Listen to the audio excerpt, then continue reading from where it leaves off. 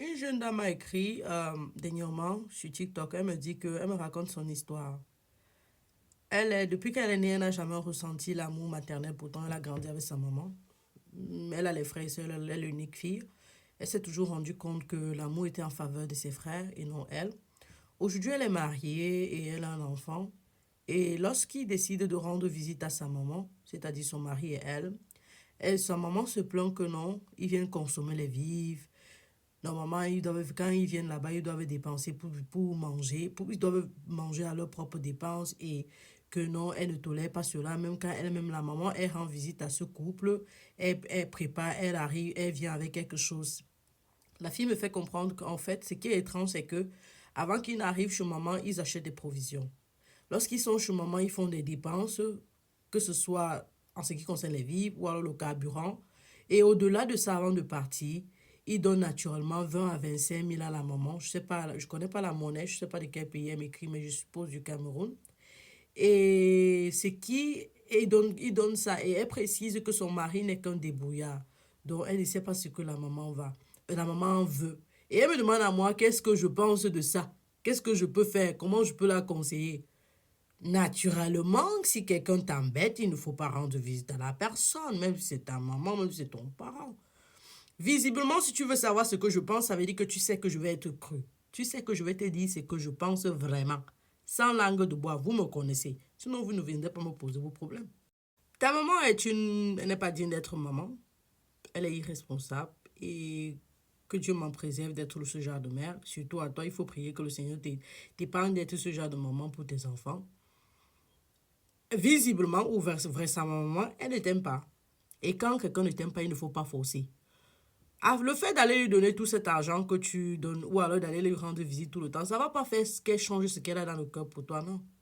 Au contraire, quand quelqu'un te traite comme ça, traite la personne de la même façon. Peut-être elle pourra réaliser ce qu'elle est en train de faire depuis des années.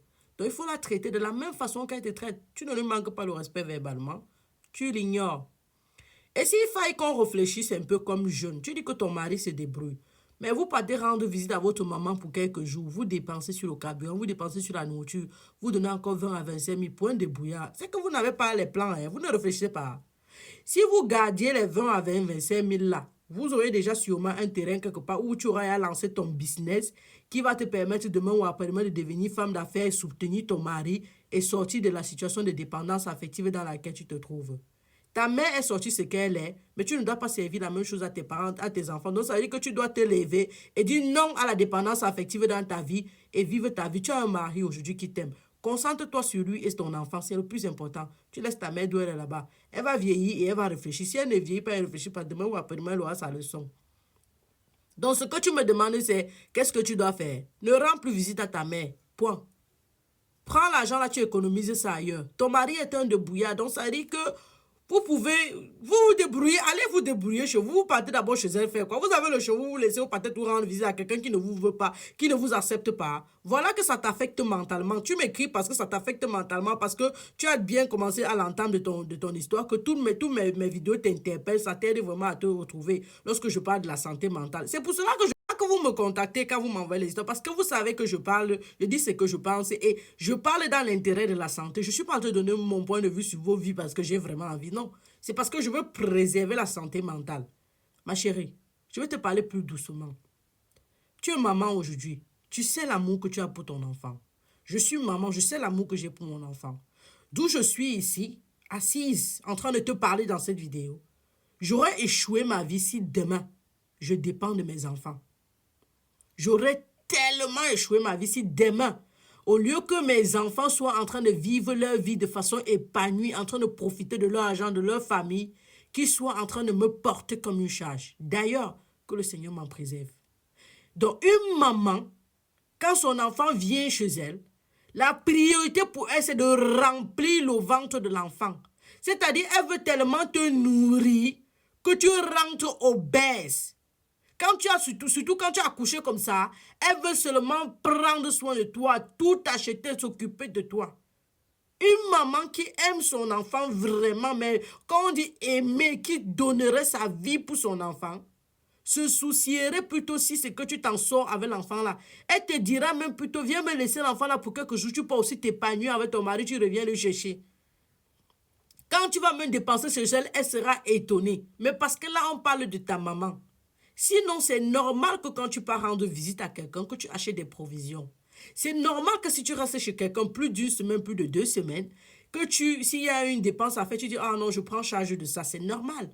C'est aussi normal qu'avant d'aller chez quelqu'un, que tu précises, que tu préviennes la personne, je vais venir là-bas pour tel nombre de temps, pour que la personne puisse être préparée. Parce que si moi, tu m'as dit que tu vas venir, je vais t'accueillir, je ne m'attends pas à ce que tu viennes dépenser chez moi. C'est un manque de respect. Je me sentirais, tu m'aurais manqué de respect si tu viens chez moi et tu dépenses de l'argent sur les factures. Ou alors, je me sentirais naturellement offensé si tu viens chez moi, tu dépenses.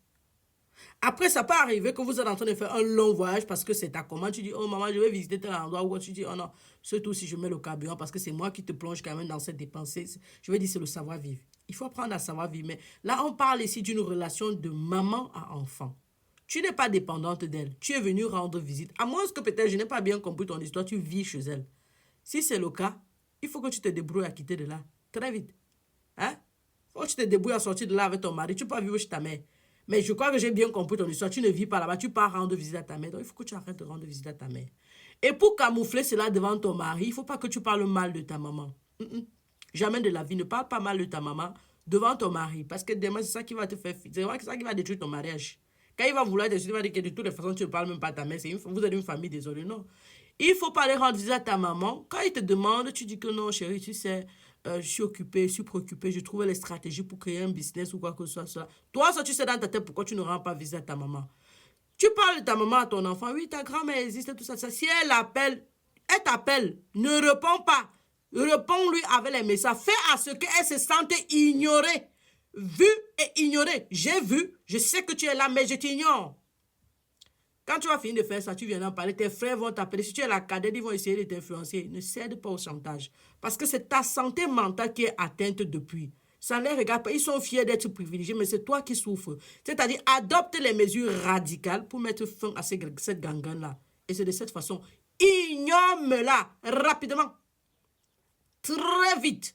Très vite. Il dit, elle appelle, tu ne décroches pas. Quelques minutes ou quelques heures après, tu écris, bonsoir maman, j'ai vu ton appel, qu'est-ce que tu voulais me dire? Tu voulais me dire quelque chose, j'étais occupée, je suis occupée. Elle appelle, tu ne décroches pas. Elle va, tu connais les mamans dramatiques de l'Afrique, non? Elle va être dramatique. Un jour, si ça pète dans ta tête, tu lui dis ça en face. Tu fais ça parce que naturellement, tu es respectueuse, mais si un jour ça pète dans ta tête, comme j'étais en train de dire, tu lui dis les vérités en face dans le respect, tu lui dis non, je ne me suis jamais sentie aimée. Tu ne m'as jamais montré ma place d'enfant. Et donc, j'ai décidé de prendre mes distances. Si tes frères veulent parler, tu leur dis que c'est ce que je ressens. Ils vont vouloir te... Tu sais comment les hommes, les gens, les frères de l'Afrique, là, sont non. Les papas, les vieux, là, ils veulent tout montrer que non, tu n'as pas parlé comme ça à la mère. Ma chérie, you have to be wise. Parce que tout ce qui se passe là va affecter ton enfant à la maison, ta famille. Ça peut même détruire ton mariage sans que tu te rendes compte. Parce que ça affecte monsieur, même s'il ne te le dit pas. Il voit, il sait, il voit tout ça. Il faut que tu la traites comme elle te traite. Hein? Le jour que ça te prend, que tu veux lui dire la vérité en face, tu lui dis ça face à face et tu dégages. Parce que tu es marié, tu as ta famille, tu es en train de vivre une vie. You need to be focused on your family. Et tu dois faire la paix avec les démons du passé. Parce que là, tu es en train de souffrir. Tu souffres du manque d'affection, du rejet, de l'abandon depuis l'enfance. In which world? Ça existe dans quel monde que l'enfant doit supplier sa maman de l'aimer? I'm sorry. Si vous trouvez que je suis dur ou vous trouvez que je dis du n'importe quoi, désabonnez-vous de mes pages. Dans quel monde est-ce que les enfants doivent supplier? Est-ce qu'ils ont demandé à naître? Vous avez fait sans préservatif, ils ont demandé à naître. They deserve to be loved. Vous devez les aimer et leur donner assez d'amour et de tout. Ça dans la santé 3.0 docteur Thérèse, infirmière. Cheers.